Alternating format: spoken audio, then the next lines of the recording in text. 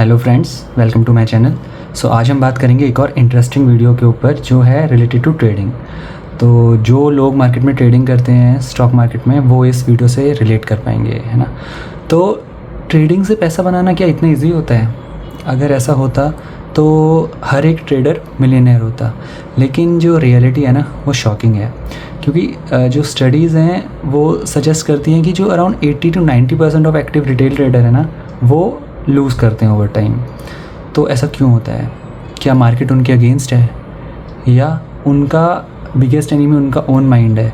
तो आज हम ये समझते हैं कि 90% ट्रेडर्स लूज़ क्यों करते हैं एंड कैसे आप उस 90% का पार्ट बनने से बच सकते हैं। तो let's start. So the topic is why 90% of traders lose money, है ना।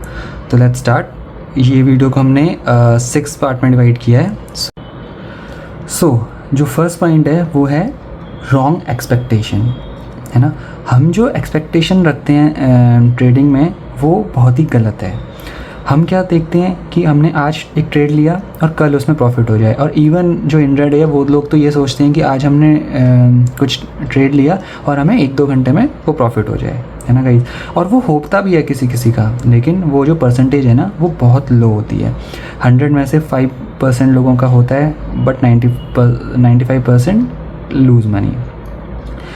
और ऐसा क्यों होता है? लोग सोशल मीडिया से बहुत ज़्यादा जुड़े हुए होते हैं, है ना। और सोशल मीडिया को देखते देखते वो ये डिसीजन ले लेते हैं कि हमें अगला ट्रेड क्या करना है।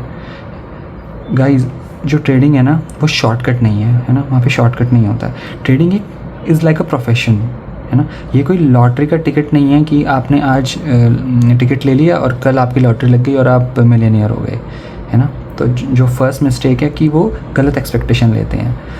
सेकेंड पॉइंट, इमोशनली लोग सोचते हैं, है ना। क्या होता है, अब आप देखिए जो ट्रेडिंग करता होगा वो इससे काफ़ी हद तक रिलेट करेगा। जो मान लीजिए हमने कोई ट्रेड लिया, है ना, हमने लूजिंग साइड पे, हमें उसमें लॉस हो रहा है ना।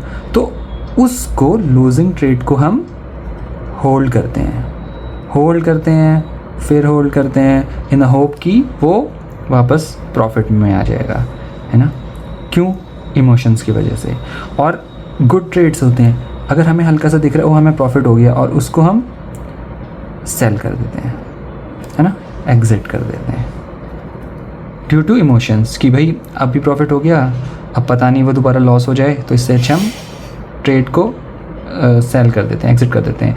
इवन दो अगर आप उसको रखते तो वो बहुत बड़ा प्रॉफिट होता, और अगर आप जो लूजिंग ट्रेड को आप एग्जिट कर जाते सही टाइम पे तो वो आपका काफ़ी बड़ा लॉस होने से बचा देता। तो हम उल्टा सोच लेते हैं, है ना। ये सब हमारे इमोशन की वजह से होता है। थर्ड, हम रिवेंज ट्रेनिंग करते हैं। मान लीजिए आपको एक लॉस हो गया, है ना, आपने फर्स्ट ट्रेड लिया, आपको लॉस हो गया, एक आपको दिख रहा है कि हमारे रेड स्क्रीन हो गई है। आप क्या करते हैं? एक और ट्रेड लेते हैं, है ना। जो आपके सेटअप उस पर बना चाहे नहीं बना, आपको वो नहीं आप देखते। आपने को क्योंकि पहले में लॉस हो गया तो इसलिए आप एक और ट्रेड लेते हैं। आपको उसमें भी लॉस हो जाता है तो फिर आप एक और ट्रेड लेते हैं, थर्ड ट्रेड लेते हैं, और ऐसे ही ऐसे आप रिवेंज ट्रेडिंग करते हो। और जितना आपको मीन्स अगर आपको 10K का लॉस होने वाला होता है तो आप 50K के लॉस पे उठते हैं आप उस दिन तक, है ना। क्योंकि जो गाइस इमोशन है ना, ये बहुत बड़ी चीज़ है। जो साइकोलॉजी है ना स्टॉक मार्केट में, वो वर्क करती है 70 to 80%, और जो आपका जो इंटेलेक्ट है वो 20 to 25% भी होगा ना तो भी आपका काम चल जाएगा। लेकिन आपका इमोशन के ऊपर कंट्रोल होना चाहिए। जो इमोशन क्या करते हैं ना, वो डिसिप्लिन को और कंसिस्टेंसी को ब्रेक कर देते हैं, है ना। तो इस वजह से जो इमोशंस हैं वो सेकंड पॉइंट पे है हमारा, कि लोग इमोशन जीत जाता है और उसके अकॉर्डिंग हम अपने विनिंग ट्रेड को और लूजिंग ट्रेड को उसी के अकॉर्डिंग हम उसको प्ले करते हैं। थर्ड पॉइंट, कोई रिस्क प्लान नहीं होता हमारा, है ना। हमने कोई ट्रेड लिया, हमने उस पर एंट्री ली, बट हमें यही नहीं पता कि उसका एग्ज़िट कब है। हमें ये पता ही नहीं है कि हम उससे निकलना कब है। दूसरा, एक जो बैड ट्रेड होता है ना, अगर आपके पास कोई एग्ज़िट प्लान नहीं है तो एक बैड ट्रेड आपकी सारी सेविंग, सारा कैपिटल फ्लो कर सकता है ना, ज़ीरो कर सकता है आपका सारा कैपिटल, है ना। इससे क्या होता है, अगर आपका कैपिटल प्रोटेक्शन नहीं है तो आप, अब देखिए आपने एक ट्रेड लिया और आपका पास कोई एग्जिट प्लान नहीं है, हो सकता है वो ट्रेड आपकी 70 to 80% कैपिटल आपका वाइप अप कर दे, हो सकता है वो ज़ीरो भी कर दे। ये भी कोई बड़ी बात नहीं है स्टॉक मार्केट में, खास तौर पे जो लोग FNO करते हैं, फ्यूचर एंड ऑप्शन करते हैं, उसके लिए कोई बड़ी बात नहीं है कि आपका सारा कैपिटल एक ट्रेड में ज़ीरो भी हो सकता है। तो कोई कैप प्रोटेक्शन ही नहीं है क्योंकि आपके पास रिस्क प्लान नहीं है। Fourth point, no discipline. ये एक बहुत बड़ी, डिसिप्लिन इज़ अ की इन स्टॉक मार्केट, है ना। देखिए जो बड़े ट्रेडर्स होते हैं वो क्या होते हैं, उनके पास एक रिपीटेबल प्रोसेस होती है ना। वो वही प्रोसेस फॉलो करते हैं, अर्न करते हैं, फॉलो करते हैं, अर्न करते हैं, फॉलो करते हैं, अर्न करते हैं, फॉलो करते हैं। ठीक है, कभी लॉस भी हो जाता है बट दोबारा वो सेम प्रोसेस पे रहते हैं, वो प्रोसेस चेंज नहीं करते। हम क्या करते हैं, एक हमने स्ट्रेटजी ली, ठीक है, हमने स्ट्रेटजी ली, उसमें हमें लॉस हो गया, हमने वो स्ट्रेटजी चेंज कर दी, फिर हमें लॉस हो गया, हमने फिर तीसरी स्ट्रेटजी चेंज कर दी। तो गाइज़ ये एक सही तरीका नहीं है ना। हमें एक स्ट्रेटजी ढूंढनी है पहले और उसके अकॉर्डिंगली हमें अपना सेटअप प्लान करना है। इसमें ये पॉइंट भी आता है कि हमारे पास कोई ट्रेड लिमिट नहीं होती। हम एक डे में एक ट्रेड कर रहे हैं, 2 ट्रेड कर रहे हैं, 3 ट्रेड कर रहे हैं, ये आपको डिसाइड करना पड़ेगा। You have to decide. और ये सबका अलग अलग होता है ना, कौन कितना, किसके पास कैपिटल है और कितना किसके पास टाइम है। कुछ लोग क्या करते हैं, अपना जॉब भी करते हैं, ट्रेडिंग भी करते हैं, और कुछ लोग प्रोफेशनली पूरी ट्रेडिंग ही करते हैं। तो वो वेरी करता है कि आप कितनी ट्रेड एक दिन में प्लान कर सकते हैं। 5th पॉइंट पे आते हैं, शॉर्ट टर्म थिंकिंग, है ना। जो हमारी थिंकिंग है वो शॉर्ट टर्म रहती है। हम क्या चाहते हैं कि 1 डे में आउटकम आ जाए। हमने आज कोई ट्रेड लिया और उसी दिन हम सोचते हैं कि रिज़ल्ट आ जाए उसका, और रिज़ल्ट भी क्या, पॉजिटिव में, है ना। हम क्या सोचते हैं कि प्रॉफिट में हम बस इस ट्रेड को लाएं, चाहे उसमें हमें प्रॉफिट को लाने में हमारा इतना बड़ा लॉस हो जाए कि हम ऑलमोस्ट कैपिटल वाइप आउट कर जाएं, बस नहीं, हम एग्जिट नहीं करते जब तक हमें प्रॉफिट नहीं होता। नहीं, हमें एक लिमिट बनानी है ना, और उस लिमिट पे जैसे ही अगर हम उस पर्टिकुलर लिमिट पे आते हैं तो हमें ट्रेड को एग्जिट करना है, ठीक है।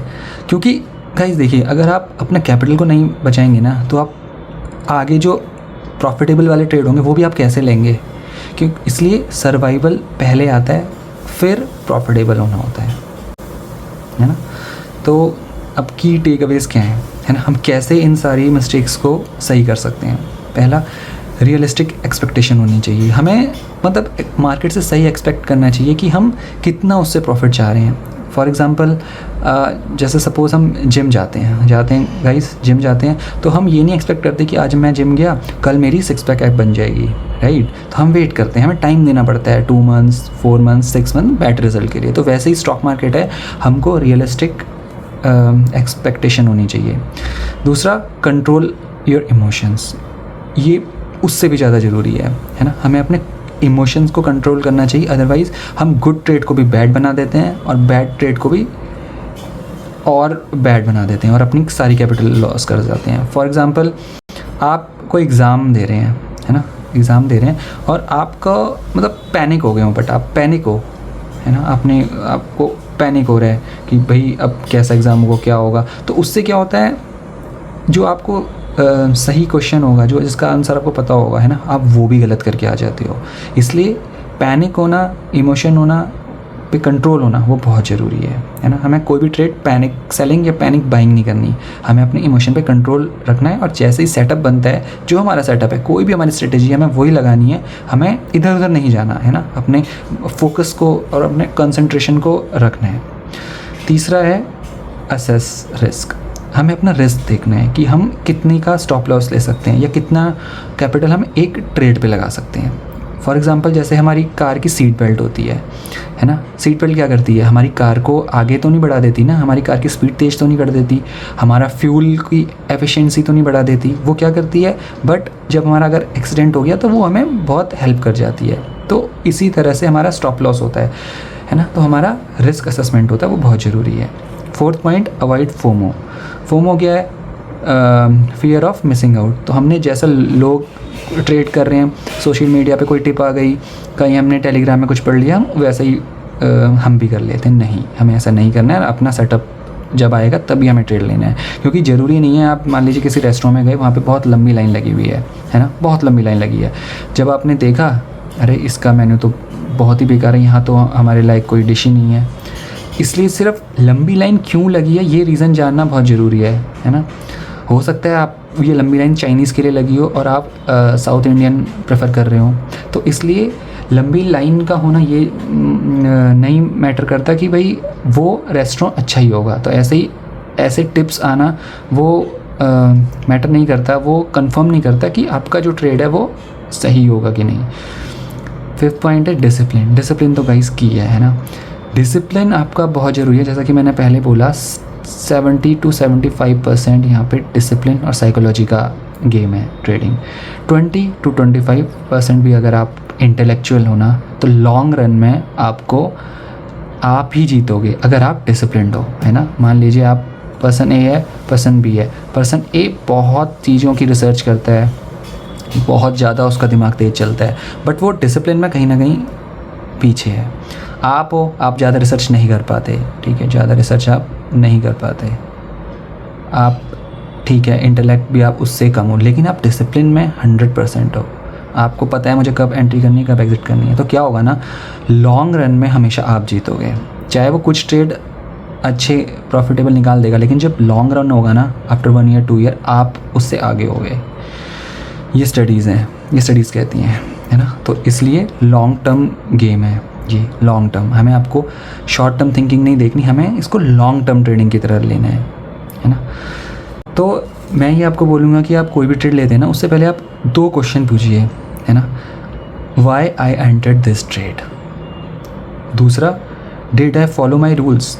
अगर इन दोनों का आंसर आपको पता है तो आप उस ट्रेड में जाइए, अदरवाइज़ आपको वो ट्रेड अवॉइड करना पड़ेगा, है ना। तो thank you guys, I hope ये वीडियो आपको अच्छी लगी होगी और आप जो स्टॉक मार्केट में ट्रेड करते हैं कहीं ना कहीं इसको रिलेट कर पाए होंगे।